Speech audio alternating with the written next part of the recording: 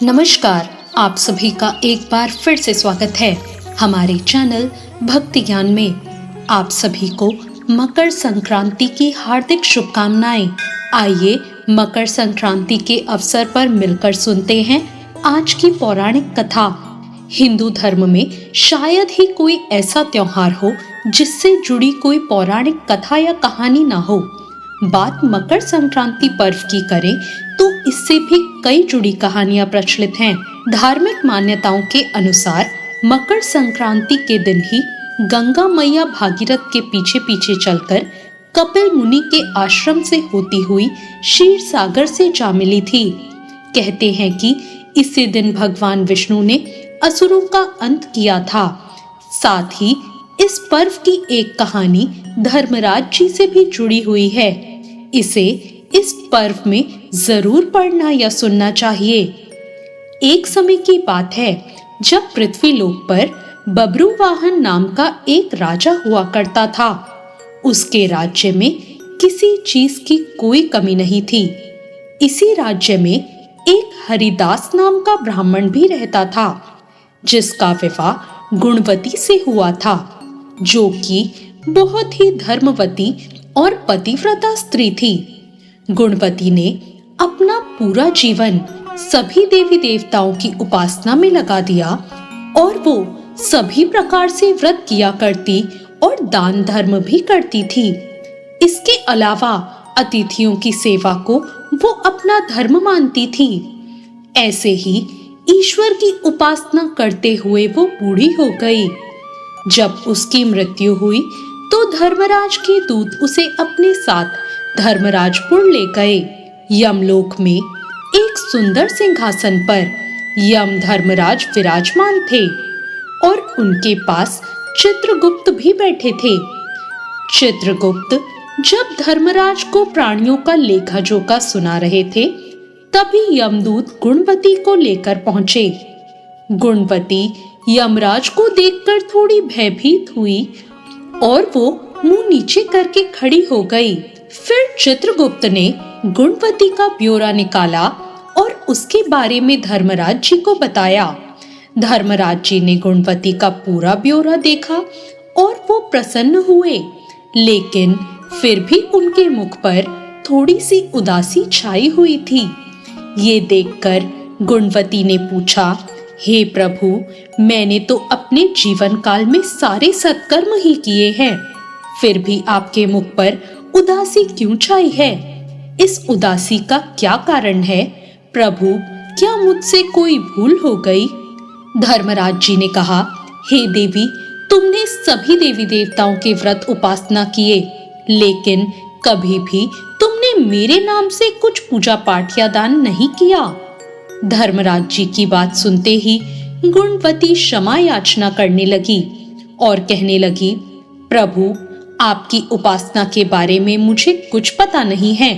कृपा करके कुछ ऐसा उपाय बताइए जिससे सभी मनुष्य आपकी कृपा के पात्र बन सकें। मैं आपके मुख से आपकी भक्ति का मार्ग सुनना चाहती हूँ और मेरी कामना है कि मृत्यु लोक में वापस जाकर मैं आपकी भक्ति करूं और सभी लोगों को इसके बारे में बताऊं। धर्मराज जी ने कहा, जिस दिन सूर्य देव उत्तरायण में प्रवेश करते हैं, यानी कि मकर संक्रांति के दिन मेरी पूजा शुरू करनी चाहिए और उस दिन से लेकर पूरे 1 साल तक मेरी पूजा करते हुए ये कथा सुननी चाहिए। साथ ही मेरी पूजा करने वाले व्यक्ति को धर्म के इन 10 नियमों का पालन अवश्य करना चाहिए। पहला नियम, धीरज रखना यानी संतुष्ट रहना। दूसरा नियम, अपने मन को वश में रखना और सभी को क्षमा करना। तीसरा नियम, किसी प्रकार का दुष्कर्म नहीं करना। चौथा नियम, मानसिक और शारीरिक शुद्धि का ध्यान रखना। पांचवा नियम, अपनी इंद्रियों को वश में रखना। छठा नियम, बुरे विचारों को अपने मन में न लाना। सातवां नियम, पूजा पाठ और दान पुण्य करना। आठवां नियम, व्रत करना और व्रत की कहानी सुनना। नौवां नियम, सच बोलना और सभी से अच्छा व्यवहार करना। 10वां नियम, क्रोध न करना। धर्म के इन सभी लक्षणों का पालन करते हुए 1 साल तक मेरी कथा नियम से सुने, दान पुण्य और परोपकार के काम करें और अगली मकर संक्रांति पर इस व्रत का उद्यापन करें।